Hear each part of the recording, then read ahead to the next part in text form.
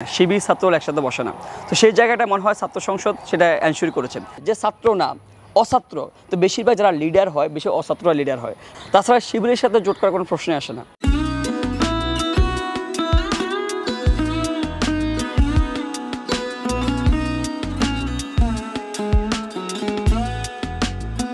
দেখেন এখন হচ্ছে ছাত্র রাজনীতির যে বিষয়টা, আমি যদি বলি কেমন প্রভাব ফেলছে, তো সেই জায়গা থেকে এখন আর মানে কাউকে জিম্মি করে এখানে ছাত্রলীগ করা লাগে না, কাউকে জিম্মি করে মুসলিম নিয়ে যাওয়া লাগে না। আমাদের যে তথাকথিত যে ছাত্র রাজনীতির যে ডেকোরামটা সেখানে কিংবা কালচার সংস্কৃতি ছিল, এখন আর সেটা নাই। এখন শিক্ষার্থীরা মুক্ত চর্চা, এখন শিক্ষার্থী হচ্ছে তার গণতান্ত্রিক অধিকার চর্চা, এখন শিক্ষার্থীরা তারা হচ্ছে কি নেতৃত্বের যে গুণগুলো অর্জন, কিংবা হচ্ছে গিয়ে কি তার হচ্ছে বাক স্বাধীনতার যে বিষয়টা, সে নিজেকে নিয়ে ভাবতেছে, ক্যাম্পাসকে নিয়ে ভাবতেছে, দেশকে নিয়ে ভাবতেছে, আন্তর্জাতিক অঙ্গনকে নিয়ে ভাবতেছে। বিগত আমলে ছাত্রলীগ, যদি আমরা ছাত্রলীগ বিহীন যদি বলি, কিংবা ছাত্রলীগের সময় যে কালচারটা, যে ভিন্ন মতাবলম্বী কাউকে হচ্ছে কি করে অ্যাক্সেস দেওয়া হতো না, তাকে বিভিন্ন ট্যাগিং করতে, ট্যাগ দিচ্ছে থেকে মেরে হল থেকে বের করে দিত। ভিন্ন মত সে যে অ্যাটলিস্ট আমি যে হচ্ছে গিয়ে কি যে আমার অধিকার হরণ হচ্ছে, আমি নির্যাতিত, আমি নিপীড়িত, বঞ্চিত, সে কথা বলার স্কোপ কারো ছিল না। কিন্তু সেই পরিস্থিতি এখন নাই। কেউ চাইলে হচ্ছে অফারের কথা বলতে পারে, কেউ চাইলে হচ্ছে গিয়ে তার পছন্দের যে বিষয়টা, তার অধিকার নিয়ে কথা বলতে পারে। এখনই মনে হচ্ছে মুক্ত চর্চার পরিবেশ তৈরি হচ্ছেন, গণতান্ত্রিক পরিবেশ কায়েম হচ্ছেন। সেই জায়গা থেকে এখন হচ্ছে বিভিন্ন ছাত্র সংগঠন সুস্থ প্রতিযোগিতা বিদ্যমান এখানে আছে। যে আমরা যদি জুলাই ঘটনাটা বলি, জুলাই আগে কিন্তু মানুষজন বেশি হইতো না। কারণ কি জানেন, আমরা যখন ছাত্র শক্তি করছি তখন হচ্ছে কি সর্বোচ্চ 7 থেকে 10 জনের সামনে ছিলাম। যখন পরিশোধ করছি, যখন আমরা হচ্ছে কি জেলে গেছি, আমি নিজে জেলে গেলাম, মারি খেলাম, তখন আমরা কি 7-10 জন মানুষ হচ্ছে কি এই ক্যাম্পাসে যে পরিবেশটা বজায় রেখেছি। কিন্তু জুলাইকে কেন্দ্র করে যখন প্রত্যেকটা শিক্ষার্থী কোটা সংস্কারের মতো একটা প্রাণের দাবিকে হচ্ছে গিয়ে ঘিরে সবাই যখন মাঠে নেমে আসছে, তখন ছাত্রলীগ যে ছাত্রলীগ করছে সেও মাঠে নেমে আসছে। কিন্তু শেষ দিকে হয়তো সে কে তার সাংগঠনিক নির্দেশনার কারণে সে আসতে পারে না, কিন্তু সে বুঝেছে যদি 52% কোটা থাকে, সেই জায়গা থেকে হচ্ছে কি সবার প্যাটে লাথি পড়বে। তো সবাই হচ্ছে গিয়ে কি পড়ার টেবিল ছেড়ে তারা হচ্ছে কি রাজপথে নেমে আসছে। সেই জায়গা থেকে সবার অংশগ্রহণের স্বতঃস্ফূর্ত হয়েছে, বড় বড় জমায়েত হয়েছে।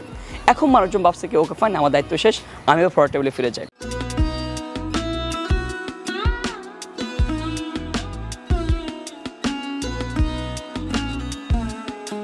দায়িত্ব গ্রহণের পরে হচ্ছে আমি যদি দায়িত্ব গ্রহণ আগে আমি বিভিন্ন হচ্ছে গিয়ে কি স্টুডেন্ট মাধ্যমে কাজ করার চেষ্টা করছি, যে আমাদের ছাত্র সংগঠন আমরা মূলত হচ্ছে গিয়ে যে বিপ্লব পরবর্তী যে একটা মূল অংশ আমরা যেদিকে একসাথে মুভ করেছিলাম, যদি আমরা হচ্ছে প্রকাশ্যের নামে আসতে পারি নাই দীর্ঘদিন পর নামে এসেছি, যে বাংলাদেশ গণতান্ত্রিক ছাত্র সংসদ নামে এসেছি ঢাকা বিশ্ববিদ্যালয়। আমরা যদি আপনি দেখেন হচ্ছে গিয়ে বিষয় বিভিন্ন শিক্ষার্থী বান্ধব বিষয় নিয়ে আমরা কাজ করেছি। তার মধ্যে প্রথম যে বিষয়টা দেখেন, রাস্তা সংস্কার যে বিষয়টা, যা আপনি ইতিমধ্যে জানেন যে হচ্ছে কি আমাদের মধুর ক্যান্টিনের সামনে যে রাস্তাটা, সেটা খুবই বাজে অবস্থা। সে আমরা কি বিভিন্ন সংস্কার কিংবা হচ্ছে গিয়ে কি এডুকেশন ভিত্তিক বিভিন্ন হচ্ছে প্রস্তাবনা, বিভিন্ন হচ্ছে গিয়ে আপনি যদি বলছেন ফার্মেসি নাই, এই বিভিন্ন শিক্ষার্থীদের সুবিধাজনক যে বিষয়গুলো ওগুলো আমরা কাজ করার চেষ্টা করছি, বিভিন্ন পরিবহন সেক্টর কাজ করার চেষ্টা করছি।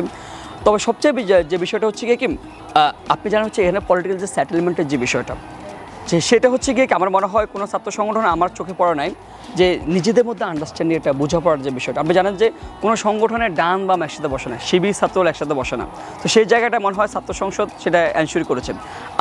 আমি ঢাকা বিশ্ববিদ্যালয় শাখার আহ্বায়ক হওয়ার পর থেকে আমরা 2বার সকল ছাত্র সংগঠন ডান বাম দুইবার বসেছি। একটা হচ্ছে মধুর ক্যান্টিনের সামনে, আরেকটা হচ্ছে আমরা একটা বড় করে একটা ইফতার প্রোগ্রাম করেছি। যে শিবির যদি প্রকাশ্য হতো তাহলে আমি বুঝতে পারতাম এই শিবির ও শিবির, কিন্তু শিবিরকে তো প্রকাশ্য না আসলে আমি বুঝতে পারি কার সাথে জোট করবো। তাছাড়া শিবিরের সাথে জোট করার কোনো প্রশ্নই আসে না। একটা বিষয় যদি আমরা মনে করি যে ঢাকা বিশ্ববিদ্যালয়ের যে আমাদের সংসদের মধ্যে আপনার হচ্ছে কি প্রায় 291 জন সদস্য আছে, আমি মনে করি এখানে সব ক্যাপাবল মানুষজন আসছে।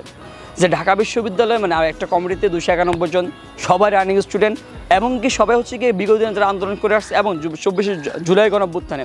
আমার মনে হয় না যে এটা আমাদের হচ্ছে গিয়ে কি যে স্বয়ংসম্পূর্ণ। সেই জায়গা থেকে আমি কখন যাব, কারা জোট করতে যায়, কারা লিয়ে করতে যায়, যাদের হচ্ছে নিজেদের একটু দুর্বল আছে, যে না আমার মনে হচ্ছে আমি নিজে ক্যাপাবল না, আমি আরেকটার সাথে মিলিয়ে মিশে হচ্ছে আমরা ঐক্যবদ্ধ আমরা ক্যাপাবল হবো। তো সেই জায়গাতে আমরা মনে করতেছি না আমরা যথেষ্ট স্বয়ংসম্পন্ন, কারোর সাথে জোট করার কোনো প্রশ্নই আসে না, এটা জোট করি।